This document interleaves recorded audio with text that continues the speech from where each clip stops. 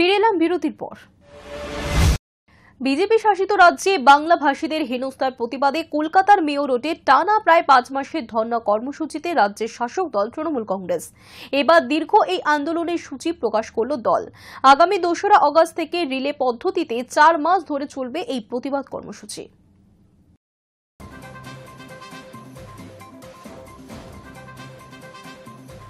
BJP শাসিত রাজ্যে বাংলাভাষীরা হেনস্থার শিকার।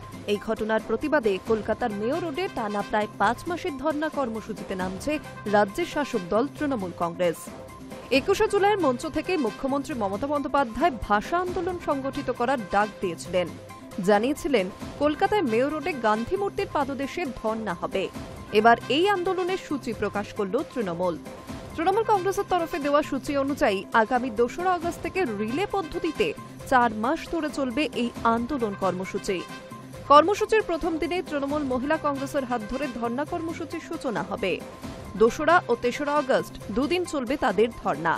এরপর 9 ও 10 আগস্ট প্রতিবাদ কর্মসূচির নেতৃত্ব দেবে তৃণমূল যুব কংগ্রেস।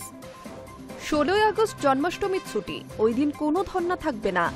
এরপর 17 আগস্ট ধর্নায় অংশ নেবে তৃণমূলের লিগ্যাল সেল এবং 23 ও 24 আগস্ট গান্ধী মূর্তির পাদদেশে প্রতিবাদ কর্মসূচিতে অংশ নেবে তৃণমূলের জয় হিন্দ বাহিনী।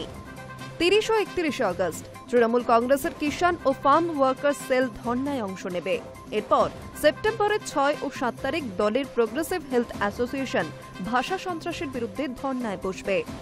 13 ও 14 সেপ্টেম্বর তৃণমূলের শিক্ষাবন্ধু সংগঠনের ধর্ণা কর্মসূচি রয়েছে। এরপর দুর্গাপুজোর ছুটি অনুযায়ী ওই সময় দলের তরফে কর্মসূচি বন্ধ রাখা হয়েছে। এরপর ছুটি মিটলে আবার 11 ও 12 অক্টোবর তৃণমূলের শ্রমিক সংগঠন INTTUC'র তরফে ধর্ণা কর্মসূচি চলবে। ফের কালীপুজোর পর আবার 25 ও 26 অক্টোবর তৃণমূলের আদিবাসী সেল ধর্ণায় বসবে। নভেম্বরের শুরুতে অর্থাৎ 1 ও 2 তারিখে দলের সেকেন্ডারি টিচার্স অর্গানাইজেশন প্রতিবাদে অংশ নেবে। 8 ও 9 নভেম্বর ওয়েবকুপার তরফে ধর্ণা কর্মসূচি পালন করা হবে। 15 ও 16 নভেম্বর তৃণমূল কংগ্রেসের প্রাইমারি টিচার্স অর্গানাইজেশন গান্ধী মূর্তির পাদদেশে কর্মসূচির নেতৃত্ব দেবে।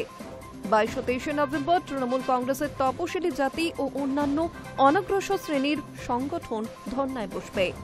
29 ও 30 নভেম্বর তৃণমূল কংগ্রেসের প্যারা টিচার সংগঠনের তরফে চলবে কর্মসূচি। এরপর 6 ও 7 ডিসেম্বর দলের সংখ্যালঘু সংগঠন ধর্নায় অংশ নিতে পারে।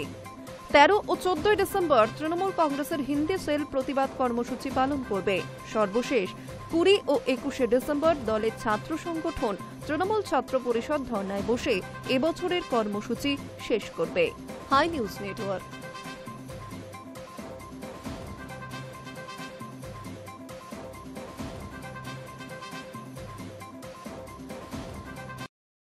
ভোটার তালিকায় তোলা হচ্ছে রোহিঙ্গাদের নাম। মুখ্য নির্বাচন কমিশনারের কাছে বিস্ফোরক অভিযোগ শুভেন্দুর। গত সপ্তাহে সীমান্ত এলাকায় 70,000-এরও বেশি ফর্ম জমা পড়েছে। সাধারণত এই সংখ্যাটা থাকে 20 থেকে 25,000। শুভেন্দুর অভিযোগ, রাজ্য প্রশাসন বেআইনিভাবে রোহিঙ্গা বাংলাদেশি অনুপ্রবেশকারীদের ডোমিসাইল সার্টিফিকেট দিয়ে ভোটার তালিকায় নাম নথিভুক্ত করছে। বাংলার ভোটার তালিকায় অবৈধভাবে নাম তোলা হচ্ছে।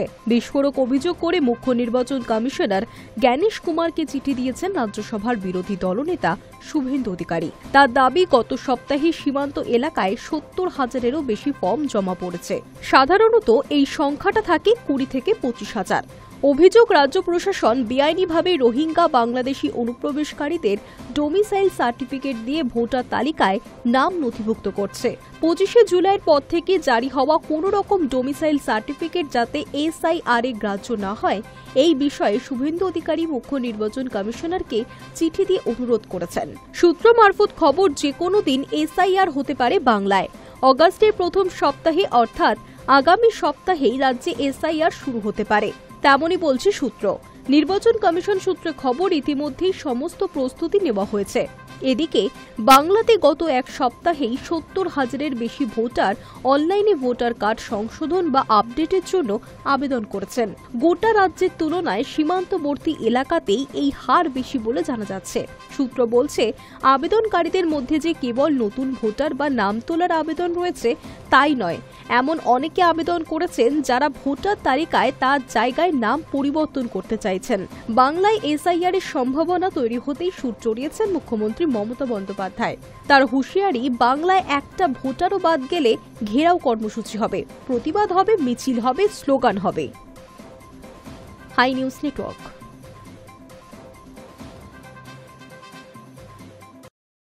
শ্রীনগরের কাছে সেনার গুলিতে নিকেশ 3 জঙ্গি। অপারেশন মহাদেব নিহতদের মধ্যে কি পেহেলগাঁওয়ের জঙ্গিও? শেষ পাওয়া খবরে দাচি গ্রামের জঙ্গলে চিরুনি তল্লাশি চালাচ্ছে সেনাবাহিনী। সেখান থেকেই অস্ত্র উদ্ধারের সম্ভাবনা রয়েছে বলে সূত্রের খবর। শ্রীনগরে দাচিগাম জঙ্গলে নিরাপত্তারক্ষীদের গুলিতে প্রাণ হারিয়েছে 3 জঙ্গি।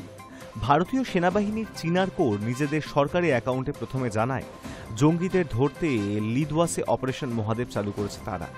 তবে জঙ্গিদের হতাহতের খবর তখনও জানানো হয়নি। পরে বিবৃতি দিয়ে তারা জানায় 3 জঙ্গি নিহত হয়েছে, এখনও অভিযান চলছে। সূত্রের খবর, নিহত জঙ্গিদের মধ্যে রয়েছে পহেলগাঁও হামলার মাস্টারমাইন্ড সুলেমান ওরফে হাসিম মুসা। যদিও সেনার তরফে এখনও বিষয়টি নিশ্চিত করা হয়নি।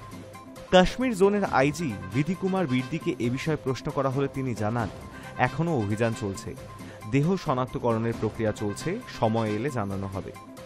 সেনা সূত্রে খবর, সোমবার সকালে শ্রীনগরের কাছে দাচিগাম জঙ্গলে গুলির শব্দ শোনা গিয়েছিল। সন্দেহজনক গতিবিধিও লক্ষ্য করা যায়।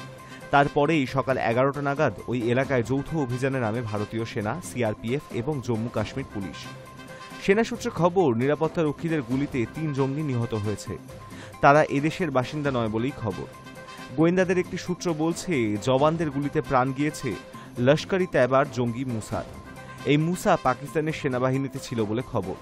সে পহেলগাঁও হামলার সঙ্গেও জড়িত ছিল। গত 22শে এপ্রিল পহেলগাঁওয়ের ওই হামলায় প্রাণ গিয়েছিল 26 জনের। তাদের মধ্যে বেশিরভাগই পর্যটক। শ্রীনগরের দাচিগামে সোমবারের সংঘর্ষে নিহত আরও 2 জঙ্গির নাম হল আবু হামজা এবং ইয়াসির, এমনটাই বলছে একটি সূত্র। এই দুজনও মুসার মতন পাকিস্তানের বাসিন্দা। শ্রীনগর পুলিশের senior super G V Sandeep Chakraborty জানিয়েছেন, নিহত 3 জন পাকিস্তানের, তারা লস্করের জঙ্গি। তবে পহেলগাঁও হামলায় তাদের ভূমিকা নিয়ে কোনো মন্তব্য করেননি তিনি। জানিয়েছেন, শনাক্তকরণ চলছে। শেষ পাওয়া খবরে দাচিগামের জঙ্গলে চিরুনি তল্লাশি চালাচ্ছে সেনাবাহিনী। সেখান থেকে অস্ত্র উদ্ধারের সম্ভাবনা রয়েছে বলেই সূত্রের খবর। ড্রোন ক্যামেরার মাধ্যমে সংঘর্ষস্থলের ছবি তোলা হয়েছে। সম্প্রতি এনআইএর হাতে গ্রেপ্তার হয়েছে 2 জন সন্দেহভাজন। তাদের নিহতদের ছবি দেখানো হবে বলেও খবর। সেই ছবি দেখিয়ে নিহতদের পরিচয় নিশ্চিত করার চেষ্টা করবেন তদন্তকারীরা। গোয়েন্দা সূত্রে খবর, সম্প্রতি সীমান্ত পেরিয়ে প্রায় 150 জন জঙ্গি দেশে অনুপ্রবেশ করেছে। তারা ওই অঞ্চলেই আত্মগোপন করে রয়েছে। তাদের ধরতেই মূলত শুরু হয়েছে অভিযান। Hi news network.